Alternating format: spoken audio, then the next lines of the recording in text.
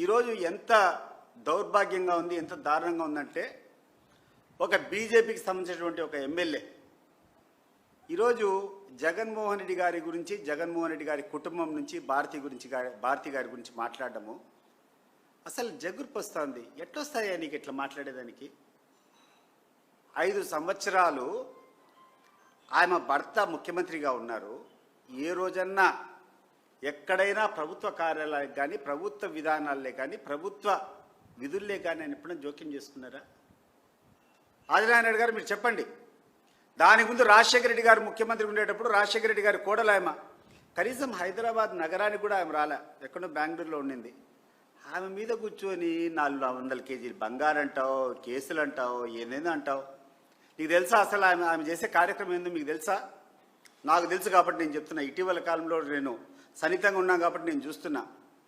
పులివెందులకు పోయి చూడిపో, వెంకటప్ప స్కూల్ అనేటువంటి స్కూల్లో 1000 మంది పేద విద్యార్థులకు చదువుతో పాటు, యూనిఫామ్తో పాటు, బట్టలతో పాటు, పుస్తకాలతో పాటు వాళ్ళకు కావాల్సినటువంటి షూస్ దగ్గర నుంచి, సాక్స్ దగ్గర నుంచి అన్ని ఇచ్చేటువంటి కార్యక్రమం గడిచిన 10-15 సంవత్సరాల నుంచి భారతమ్మ గారి ఆధ్వర్యంలో జరుగుతుంది లేదా ఒకసారి చూడిపో.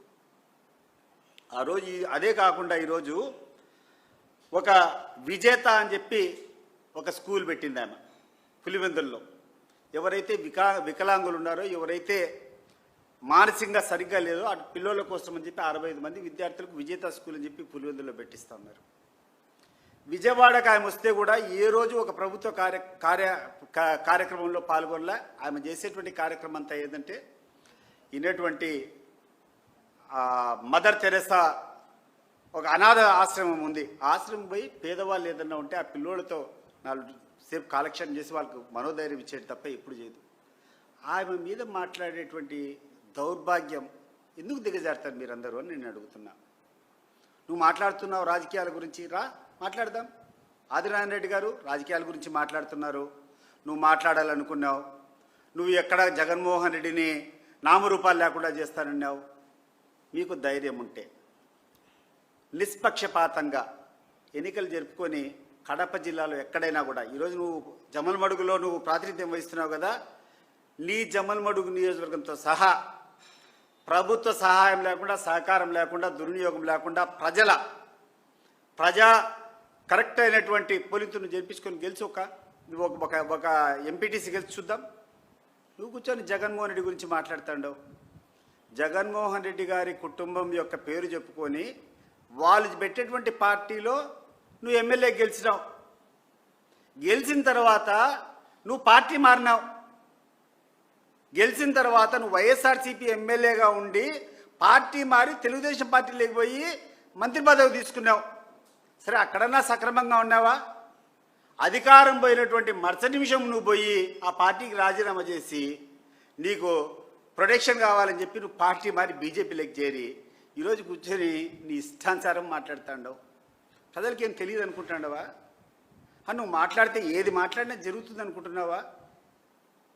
సాధ్యమైనంత వరకు మీ గురించి మాట్లాడకూడదు అనుకుంటాం, కానీ నువ్వు మాట్లాడేదేంది, నువ్వు వ్యవహరించేటువంటి తీరేంది, నువ్వు బెదిరించేదేంది? నువ్వు నామరూపాలు లేకుండా చేస్తాము, జగన్ ఎక్కడే లేకుండా చేస్తాము, చూస్తాము. అది కూడా రా. నువ్వు ఏదో పెద్ద ఎత్తున మాట్లాడుతుంటావు కదా, అన్ని దాంట్లకు సిద్ధంగానే ఉన్నాం.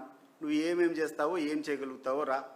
ఒక్కసారి నీ ఫ్లాష్ బ్యాక్ చూసుకొని నువ్వు ఎక్కడి నుంచి వచ్చినావు, నువ్వు ఎట్లా పెరిగినావు, నీ యొక్క రాజకీయ ఎదుగుదలకు ఏం కారణం, ఎవరి పేరు చెప్పుకొని మీరు రాజకీయాలు ఉన్నారు ఒకసారి ఆలోచన చేయకుండా కూర్చొని ఆ కుటుంబం మీద మాట్లాడతావు. సిబిఐ ఎంక్వైరీ అంటే ఇప్పుడు సిబిఐ ఎంక్వైరీ కాకుండా ఏం ఎంక్వైరీ చేస్తుందండి? వివేక హత్య కేసు గురించి సిబిఐ ఎంక్వైరీ కావాలని ఈరోజు పేపర్లో నీ యొక్క స్టేట్మెంట్ నేను చూసినప్పుడు సిబిఐ కదా ఎంక్వైరీ చేసింది. ఎవరు ఎంక్వైరీ చేస్తారు? మరి సిబిఐ ఎంక్వైరీ చేసింది, ఎంక్వైరీ పూర్తి అయిపోయిందని చెప్పింది, ఒక నివేదిక ఇచ్చిన తర్వాత మీరు దాన్ని కమిట్ చేసుకొని కేసు నడుపుకోవాల్సింది పోయి మీరే ప్రొలాంగ్ చేసుకుంటా అలా వేరే వాళ్ళ మీద నిందలేయడం ఏంది? ఆదినారాయణ రెడ్డి గారు, నేను చెప్తున్నా, ఇంతవరకు నువ్వు అవినాష్ రెడ్డి మీద కానీ, లేకుంటే భారతమ్మ మీద కానీ, లేకుంటే జగన్మోహన్ రెడ్డి మీద నిందలేసేదానికి ప్రయత్నాలు చేస్తున్నావు. నేను కూడా ఈ కుటుంబానికి వ్యతిరేకంగా నేను పోటీ చేస్తానని వాళ్ళ మీద పోరాడిన, ప్రత్యక్షంగా నేను నిలబడిన అనేక ఎన్నికల్లో. నేను నిస్సందేహంగా ఈరోజు చెప్తున్నాను, గుండెల్లోంచి చెప్తున్నాను, వాళ్ళే కనుక దౌర్జన్యం చేయాలనుకుంటే పులివెందుల్లో ఎక్కడైనా ఏ బూత్ అయినా స్వేచ్ఛగా జరిగేదానికి అవకాశం ఉందా? నేను చెప్తాను, 2014లో నేను పోటీ చేసిన, 2019లో నేను పోటీ చేసిన, ఇటీవల 2024లో బీటెక్ రవి పోటీ చేసినాడు.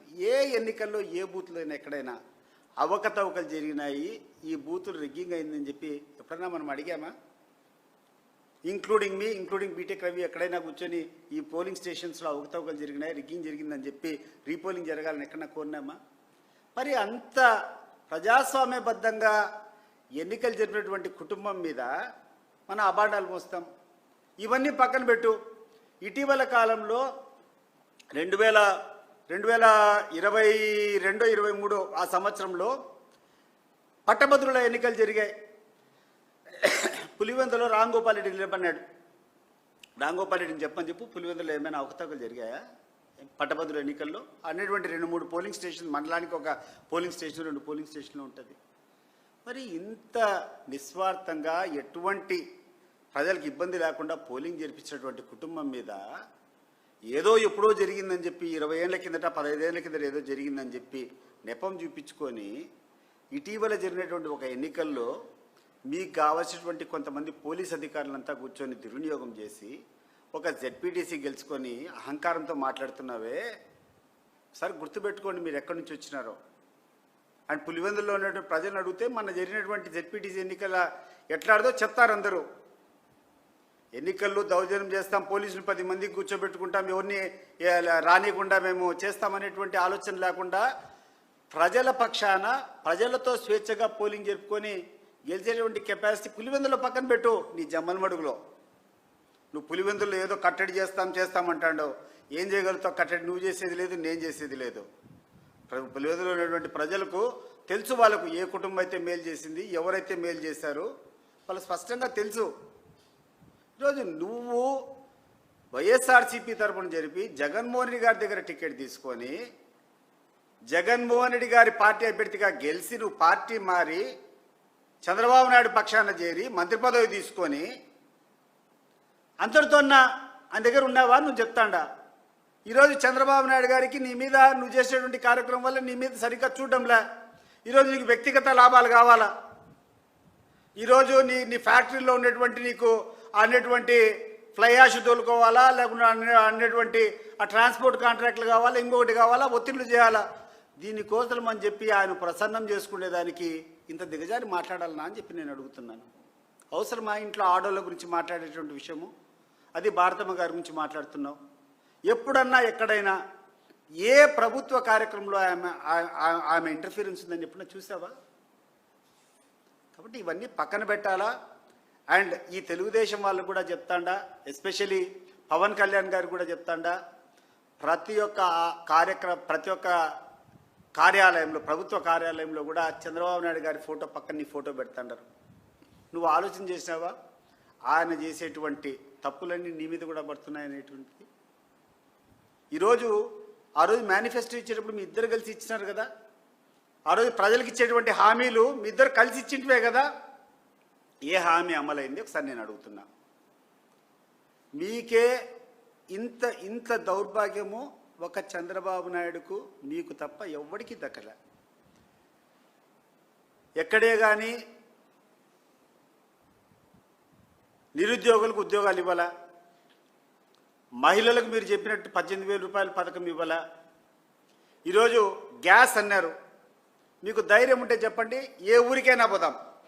గ్యాస్ ఇప్పటి వరకు సంవత్సరానికి 3 సిలిండర్లు అన్నారు. ఎవరో 3 సిలిండర్లు వచ్చినటువంటి కుటుంబాన్ని మీరు చూపిస్తే మీకు సాష్టాంగం పడిపోతాం. మీరు సిద్ధమా? మీరు దానికి సిద్ధమా అని అడుగుతాం.